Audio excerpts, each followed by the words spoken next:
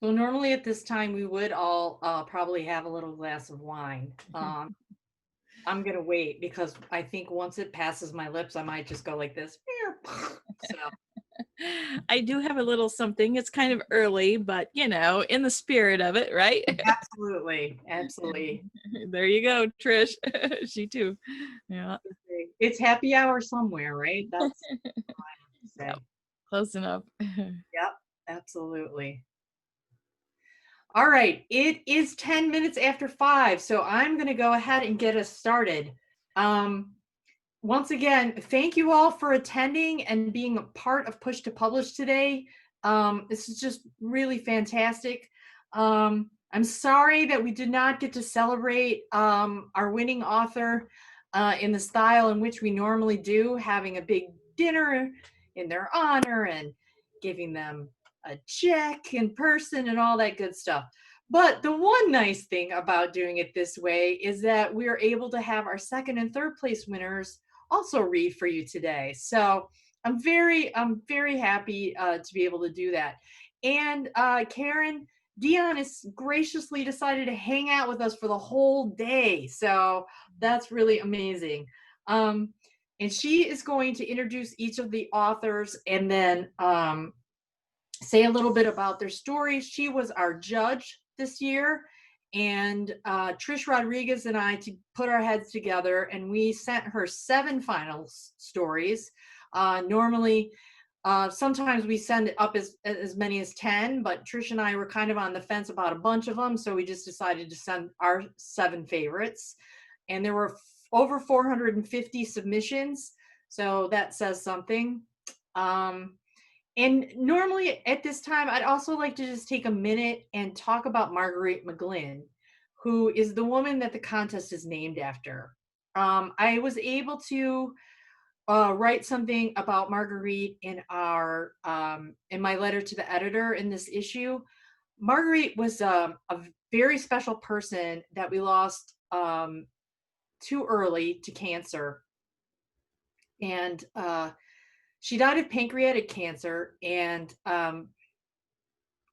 my stepmother also passed away from pancreatic cancer this spring, actually about a week before the lockdown in March.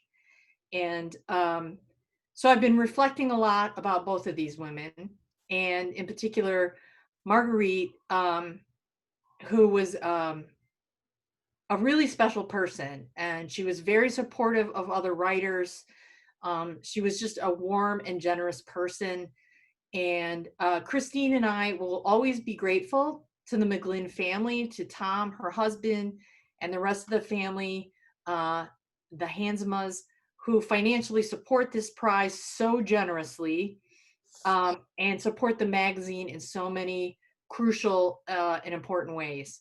So I didn't want to let this pass because I know that there are a few people on the call who knew Marguerite, and but many of you never had the opportunity to meet her, and she was a really special person. So, before I get too much more worked up, I'm going to introduce Karen Dion. So, Karen Dion has been our special guest this weekend, and it's just been so wonderful. And I hope someday, Karen, I get to meet you in the flesh, and we're able to shake hands without worrying about having to go to the hospital afterwards. So that is my hope. Um, if you don't know already, Karen Dion is the USA Today and #1 international best-selling author of The Marsh King's Daughter, a psychological suspense novel set in Michigan's Upper Peninsula wilderness, published by G.P. Putnam and Sons in the U.S. and in 25 other languages. Her newest psychological thriller, The Wicked Sister, was published August 4th. So they're terrific books, and if you're a fan of such things, I'm telling you, you will love them. Karen also enjoys nature photography, lives with her husband in Detroit's northern suburbs. Now, before I hand this over to Karen, I'm going to ask everyone except for Karen to mute your microphones, please, so that we don't get any extraneous background noise. Silence. Thank you. All right, Karen, take it away. Well, hello everyone. And I just want to say a couple of things before we get right into introducing our contest winners. And one thing is that judging this contest, oh my goodness, it was both a challenge and a delight because I loved reading the stories, but then, you have to rank the stories. And ranking is always so subjective. And of course, the stories that I was sent were the best of the best, the best of all of those 400 entries. And then to narrow it down still further, the differences were so close. And so I just want to say to all three of you, kudos for writing just a truly wonderful short story. You deserve every accolade, anyone could possibly bring your way. I also want to apologize in advance because we didn't have a chance to mix and mingle like we normally would, and I couldn't verify how you pronounce your name. So if I mess up, I'm sorry. All right. So we're going to start with David L. Updike. He's our third place winner, and his short story was called Feral Wives. David is a writer and editor based in Philadelphia. His work has appeared in Grimoire, Daily Science Fiction, and 365 Tomorrows, among other venues. A member of the Bucks County Writers Workshop, he edited the first two issues of the group's literary and historical journal, again, the pronunciation, Neshaminy. A longtime museum publishing professional, he is currently director of publications at the Barnes Foundation. He lives in Wincott with his wife, daughter, and more books than they could possibly ever read. And before I ask David to read a sample of his writing, I just want to say that I found the short story Feral Wives, the premise was irresistible because what it is about is women all over the country are leaving their families, not just their husbands, but their children's as well, to live in groups in the forest. And they're constantly on the move, building temporary shelters. They're hunting and fishing and foraging. Why, of course, is a big question early on in the story. But it's a really thoughtful and engaging commentary on what it would mean to get rid of the label of wife and mother and perhaps make a new life for yourself. So David, please go ahead. Thank you, Karen. And I just want to say that I reread the stories by Ali and AC this afternoon as well. And in addition to seeing some really interesting parallels among them, I just want to say it's a real honor to be included in such great literary company. I also want to thank Carla and everyone at Philadelphia Stories who put this conference and the publication and the contest together every year, as well as the McGlinn and Hansma families, because it's so important for writers to have opportunities. That's why you're all here, I'm sure. And it's just, it's so important right now, particularly, I think. Karen kind of set up the premise for the story, and the first section kind of repeats that a little bit, but I'm just going to launch right in. So this is the Feral Wives. The Feral Wives have left us, that much is clear. What is less clear is why and for how long. Surely their absence must be an aberration, a temporary detour from the slow, steady march of civilization. For how would we go on without them, and they without us? We know so little. Their means of survival, their patterns of migration, their social structure, if they can be said to have one, all remain mysterious. We have learned that they tend to travel in groups of 6 to 12, though communities of 20 or more are not unknown. They prefer to stay on the move, building temporary shelters from the materials close at hand and then disassembling them, so that the only traces they leave behind might be a pile of sticks and leaves, a charcoal pit, a few bones.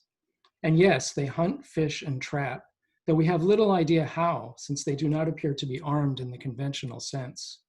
They seem to know things that we have lost, and to have lost things that we know. We were at a rest stop somewhere in Ohio when Katrina finally bolted. She'd been slumped over in the passenger seat all morning, face pressed against the glass, staring out at the monotonous landscape of fields, farms, and factories scrolling by on the turnpike. I was at the wheel trying to put as many miles as possible behind us, with the vague notion that a change of scene might mean a change of outcome. The girls rode in the back, uncharacteristically quiet, Chelsea clinging to her phone, Greta to Mr. Tittles, her stuffed rabbit. They were anxious, looking to us for cues on this odd, unexpected journey. I had none to offer. To the extent that I had a plan, it was to keep driving west, chasing the sun until it set, then find a cheap motel for the night, rinse and repeat. I'd thought maybe we could outrun destiny, and if not, then at least we'd be on the run as a unit. Or maybe we'd just keep going all the way to the Pacific, and then what? Something made Katrina perk up. She raised her head and squared her shoulders, the muscles on the back of her neck tensing. I stole a sideways glance out the passenger window to see what might have caught her attention, but it was just the same thing we'd been seeing for hours. Rows of soy and corn stretching into the distance, punctuated by an occasional barn or silo. Perhaps sensing my gaze, she turned to face me. Her eyes, curtained by wisps of her long, blonde going to gray hair, were open wide, pupils dilated. She was looking not at me, but right through me, beyond me, to something that wasn't there, or not yet there, though I had the feeling that the sheer intensity of her gaze could almost bring it into being. Not for the first time in recent weeks, I also had the visceral sense that I was no longer looking at my wife of 14 years, but at a complete stranger. God knows what she saw when she looked back at me. The angry blast of a truck horn in the left lane snapped my attention back to the road. I'd been drifting, and I jerked the wheel to the right as an oil tanker whizzed by mere inches away. "What is it, Dad?" said Chelsea, her voice tight with worry. "What happened?" At 9 to her sister's 4, Chelsea had become their spokesperson for the trip. "It's fine, honey," I told her. "I was just getting a little too close to that truck, so he was letting me know." "Mom, what were you looking at over there?" she asked. "Nothing," said Katrina absently. "Go back to sleep." Neither girl had slept a wink since we left our home in Harrisburg in the early dawn. "I have to pee," said Greta. "How bad, Muffin?" I asked. "Can you wait a little while?" "Kind of bad," she said. In the rearview mirror, I could see her squirming in her seat. She hugged Mr. Tittles so tightly that his torso slumped forward, his long ears drooping over her tiny thighs. I sighed. "Okay, let me see what I can do." I'd been holding on myself since at least Pittsburgh, and had finally reached that point of zen where my angry bladder seemed to belong to someone else. Now, with the prospect of relief, the urgency returned. I saw a sign ahead promising a rest stop in 5 miles. "Hang in there," I told Greta, taking the Subaru up to 80 to pass a row of cars and trucks in the right-hand lane. In 4 minutes flat, we were pulling into the Muskingum County rest area. We drove past a long line of stock tractor trailers and turned into one of the angled parking spaces for cars. Ahead, up a paved walkway, was the visitor center, a low concrete building with a flying saucer-shaped metal roof. A path to the right led to a pavilion with a few empty picnic tables, beyond which lay grassy hills with stands of tall oak, and beyond that, the woods. A cell tower loomed out of the trees like a sentry. "Okay, let's go," I said, opening the door and unfolding my stiff legs. By the time I stood up, Chelsea and Greta were already out of the car on their way up the sidewalk, Greta pulling her older sister by the hand toward the glass doors of the visitor center. I poked my head inside the car. "Are you coming?" I asked Katrina. "I don't want them running off alone." "They'll be okay," she said, not looking up. "They're survivors, Steve." "All righty then," I said, not wanting to argue the point. "Do you want anything? Coffee? A snack?" She shook her head. "We may not stop for a while after this." "It's best to keep moving," she said. "Suit yourself." I pushed the door closed and hurried up the path. We'd had a lot of disconnected conversations like this lately, and I was running out of patience. So apparently was she. The bathroom stop turned into a snack run, which was quickly upgraded to lunch. And then I couldn't resist getting in line at the Starbucks for an iced mocha latte, my one weakness. By the time we emerged from the building, laden with greasy bags and sweaty drinks, Katrina was gone. Not only that, but she'd left the passenger door wide open, with all of our stuff in plain view of anyone wandering by. "Where's Mom?" asked Greta. "I guess she went for a walk," I said.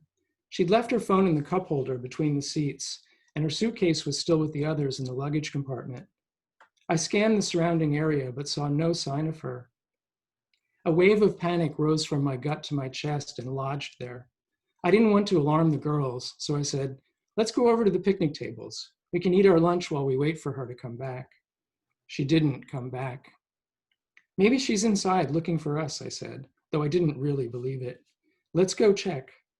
We dumped the remains of our picnic into the waste bin and headed for the building. Several couples passed us on their way out, retirees in tennis shoes and oversized sweatshirts, the kind of people you saw on the road in late September. We attracted looks of curiosity and concern. One of the women leaned over and whispered something to her husband, then gave the girls a sympathetic nod. Save your pity, I thought. We'll be fine. The visitor center was humming with activity as people headed in every direction at once, alone and in clumps. I looked around the place and saw no sign of Katrina. I sent the girls into the women's room, but they returned without their mother. We combed the food court to no avail. I asked some of the employees if they'd seen a 40-ish woman in jeans and a fuzzy brown sweater. Not much to go on, I realized, but we had to try. They just shrugged. Greta began to cry, and Chelsea took her by the hand. More people were staring at us now, more whispers and knowing looks. She must be outside, I said. Come on, let's go, girls. We walked the perimeter of the rest area where the mown grass gave way to woods, calling Katrina and Mom at the top of our lungs. The dark, silent forest swallowed our cries. The only other sound was the rumble of trucks out on the highway. I saw no paths or obvious points of entry, just weeds and underbrush, thorns and poison ivy. Discarded candy wrappers, styrofoam cups, and plastic bags had blown up against the edge of the wood, like sea foam washed up by the tide. The idea of stepping over them and into that dense mess of foliage with the girls in tow made me deeply uneasy. So did the idea of leaving them standing there at the edge of the wood. We went over the entire rest area twice, then returned to the car and sat with the windows down. Greta continued crying and sniffling, while Chelsea stroked her sister's hair, and I sat in the front thinking about next steps. It was Chelsea who finally broke the silence. We lost her, Dad, she said. It sounded like an accusation.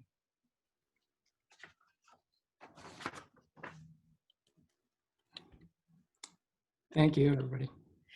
Yeah, David, that I know everybody else feels as I do. That's so moving and it's so beautifully written and so engaging. So thank you for reading it, and well, thank you for writing it as well.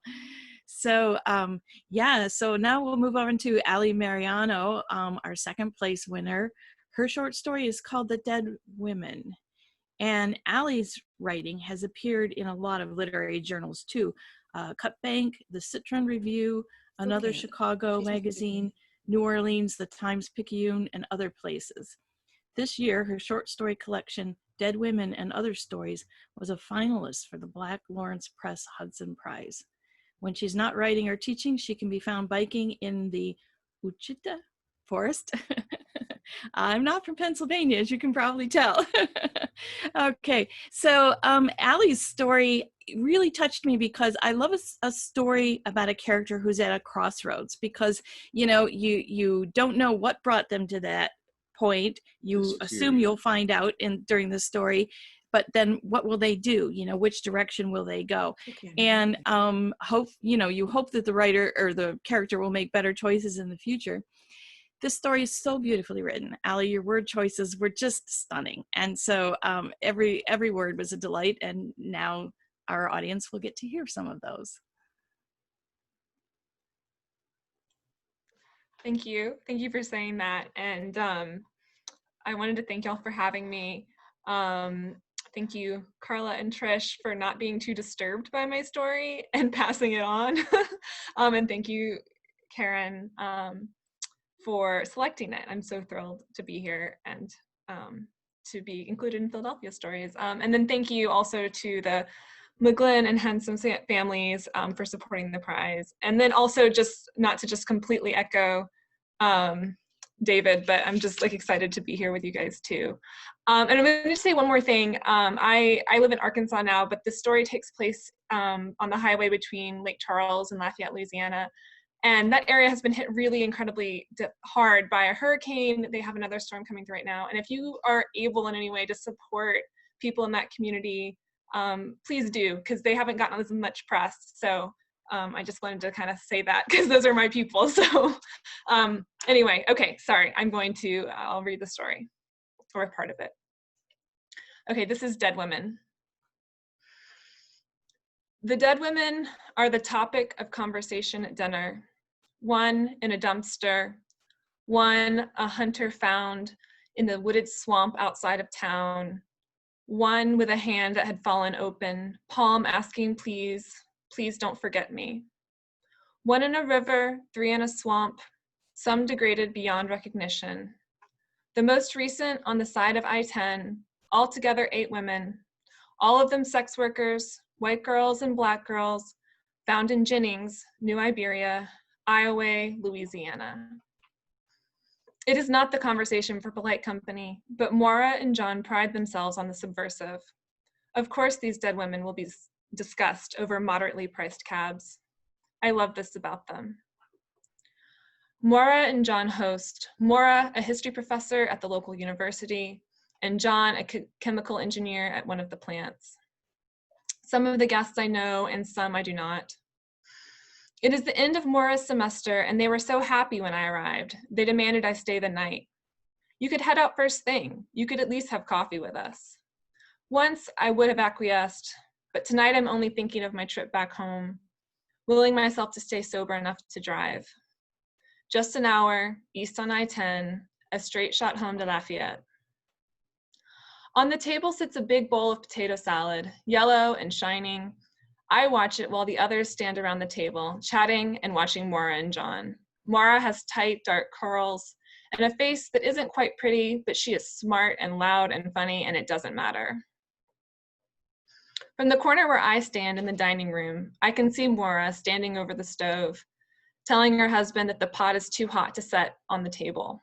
A towel, she yells, it'll burn through. Who's the scientist, doctor? John replies.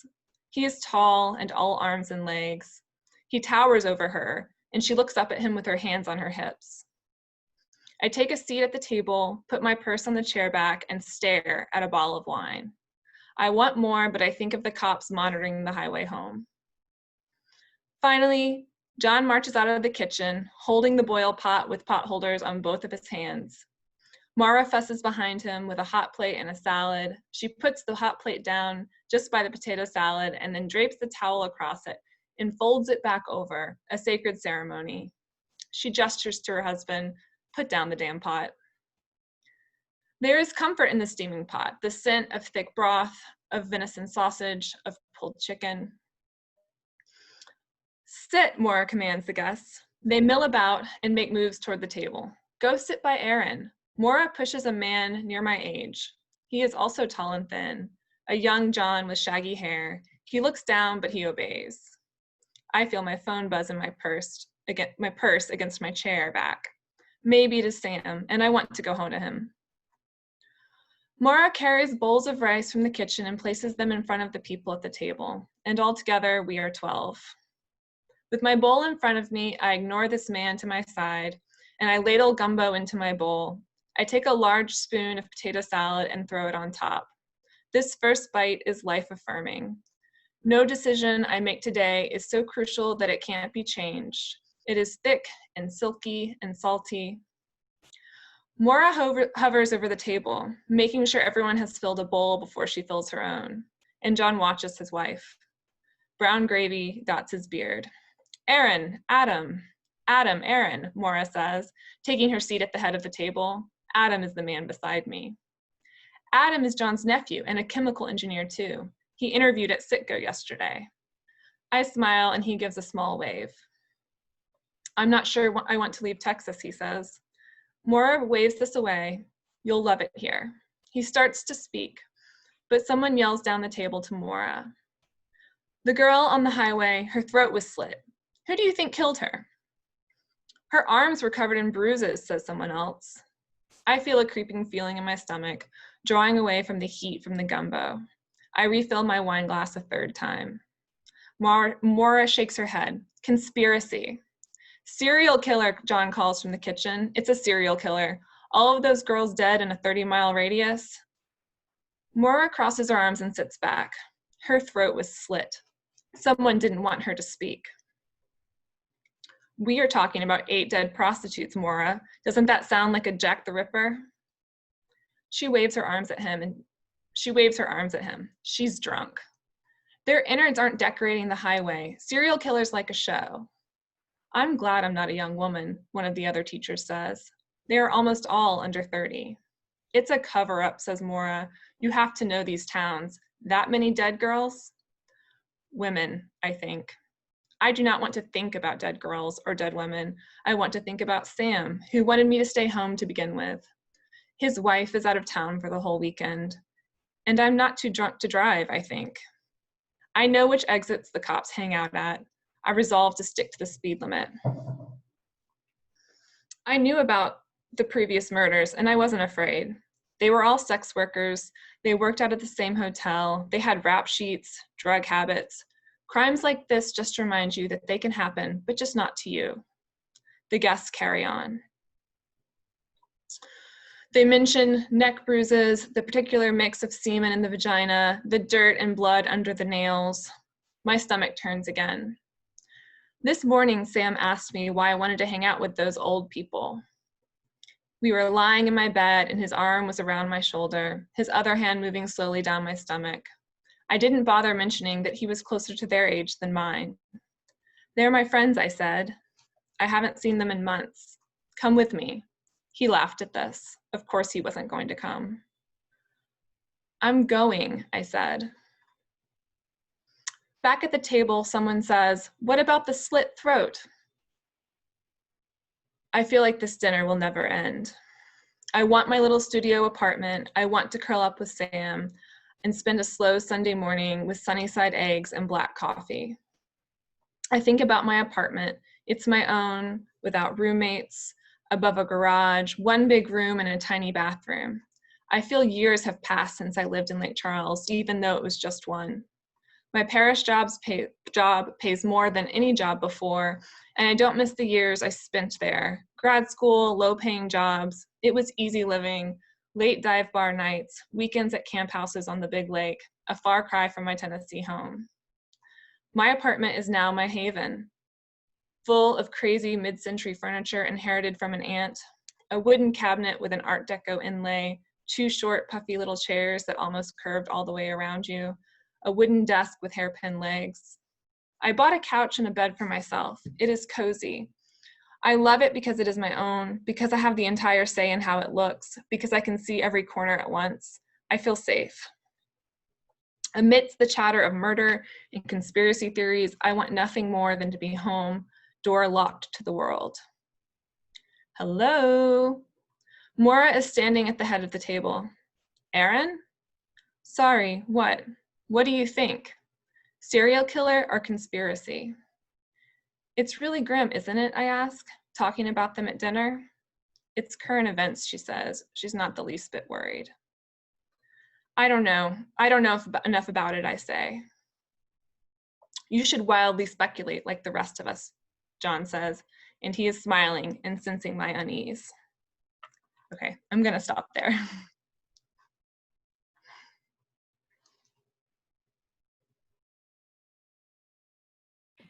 Thank you. And of course, you can finish reading it on the website, and I'm sure you all want to. The best part is yet to come. But I love the shiny potato salad. There were so many details in that story that just really popped for me. So thank you, Allie, very much. Now we get to move on to Andrew. I saw in your bio it was AC Coke. Do you say Coke or? And now I see your first name is Andrew, so that's a lot more friendlier than calling you AC. So Andrew AC Coke is a 2-time Pushcart Prize nominee whose work has been published in literary journals such as Mississippi Review, Exquisite Corpse, the Columbia Journal, and Friction. A story of his was selected by Robert Olin Butler to win the Raymond Carver Short Story Award at Carve magazine in 2003. In addition to short fiction, he is an aspiring novelist and recently completed a draft of a generation-spanning story about a small group of humans leaving a dying Earth to settle a new planet. He lives in Denver, Colorado, where he teaches linguistics at the graduate level and makes music with First Timers, a power pop ensemble. And Andrew's short story, Young Americans, oh my goodness, it spoke to me on so many different levels. And for me, it did everything that a short story is supposed to do. It sucked me right in. There was an economy of language and easy rhythm and flow. That's from the technical side. From a more organic side, the subject matter was very appealing, a father-daughter story.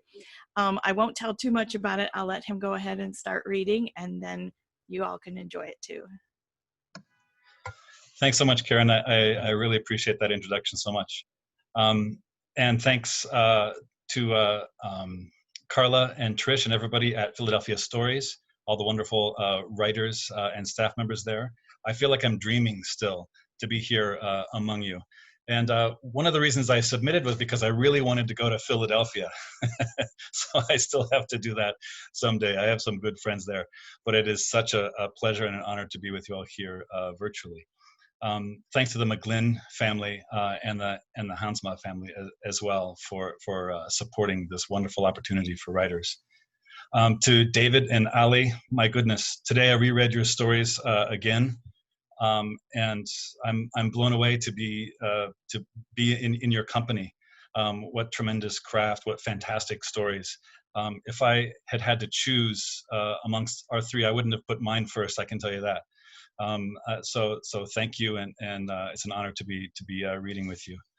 The last thing I wanted to say before I read a short section from the beginning of my story is, Karen, when I saw the call for submissions, I had already collected several rejection stories from Philadelphia or rejection notes from Philadelphia Stories. But when I saw the call for submissions, I did some Googling, and I hadn't read The Marsh King's Daughter, but I read a synopsis of it, and I discovered that the father-daughter relationship was kind of central to that story.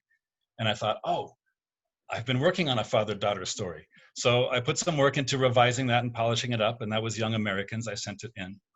I'm kind of glad that I didn't read Marsh King's Daughter before I did that, because I've read it since. And I feel like if it's such a masterful novel with the parallel storylines and the father-daughter dynamic and so much emotion and psychology built in, I probably wouldn't have had the nerve to send in my story if I had already read it before submitting. So thank you so much for your faith in my work. I really appreciate it. Thank you. You're very kind. Okay. Okay. So I guess the last thing I want to say before beginning is I think it's interesting that in all three of our stories, peril on the highway is one of the themes. I think that's really interesting. Maybe we're sensing something floating in the air, some sense of powerlessness or aggression somewhere in the world around us. I think that's really interesting. So I'll start with that scene that opens on the highway. Young Americans. What was the one thing he couldn't do without? Like if he was stuck on a desert island forever. He knew his answer right away, but took a few moments to ponder so he didn't seem so strident. A pencil and a sketchbook, I think. Sorry, Raquel said, but that's two things. The point is you can only choose one. Harry smirked at her, so alert in her posture at the driver's wheel, a textbook pose from her driver's ed class. You can't have one without the other. They're an essential pairing. I don't make the rules, Dad. Only one thing. Well, if it's a desert island, I guess I only need a stick so I can draw in the sand. She threw her head back and laughed without taking her eyes off the road. You can say anything in the world and all you want is a stick? He showed his palms. Hey, I'm a simple man. What would you choose, a graphing calculator? She peeled her eyes off the road to roll them at him. With her math mind and zeal for detail, about to embark on a degree in civil freaking engineering, she would surely be able to build a beautiful house on her desert island. But maybe he'd sounded sarcastic. He was about to take it back when she said, I need my music. So an iPod or something. Just a device with all my music on it that never runs out of power. Don't you also need headphones? That's two things. No, it's just a device that plays any music I want, anytime I want. Okay, so a transistor radio with an infinite library of tunes. I guess so, but it has to have really good sound. So you invented a magical device with access to every song ever recorded, but I can't have a sketchbook to go with my pencil? She made an I regret to inform you face at the road and shrugged. It was the kind of conversation that could last them all the way to California, which was the whole point of this road trip. A last bout of father-daughter bonding before she vanished into college and California and adulthood. He didn't know if she was feeling as melancholy about it as he was. How could she, with all the excitement and possibility? but he felt like he was visiting a beloved house for the last time, turning off the lights, closing all the doors. Movement in the mirror caught his eye with a spike of adrenaline. A truck's grille and headlight completely filling the side view mirror. He twisted around to look out the hatchback. The front end of a very large, late model Ford pickup surged at the window, less than a car length back. Raquel, both hands gripping the wheel, shot glances in her rear view. Holy shit, he came out of nowhere. He's way too close, Harry said, teeth clenched. Their cruise control was set at 65, precisely the speed limit on this gently curving stretch of desert highway. The center line was dashed, with no oncoming traffic, and there was no reason why the truck couldn't just pass. Harry lowered his window. Wind battered their cocoon as he jutted an arm out to wave them around. The truck fell back, then gunned ahead, coming within inches of their back bumper. Steady, Rocky. He reached over to kill the cruise control. Let it slow by itself, hands on the wheel, nice and steady. The truck fell back again, then surged forward and cut sharply to the side. With a burst of throaty engine roar, it passed. Someone in the passenger seat banged on the truck's door as it zoomed by, with shouts that were torn away in the wind. With an abrupt lurch, it pulled back into their lane and sped away, middle fingers flying from both windows.